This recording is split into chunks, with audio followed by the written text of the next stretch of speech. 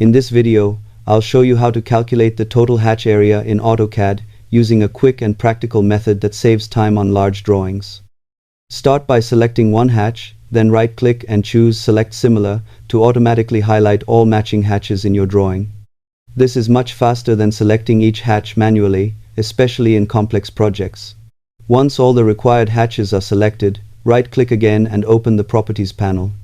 Inside the panel, scroll until you find the cumulative area value, which displays the total area of all selected hatches combined. This feature is extremely useful for estimating materials, calculating costs, or checking design accuracy. Keep in mind that the result depends on your drawing units, so always confirm unit settings before using the numbers in reports or calculations. You can also filter hatches by layer or pattern type for more accurate measurements in detailed projects. With regular use, these small workflow shortcuts can significantly improve efficiency and reduce manual calculation errors.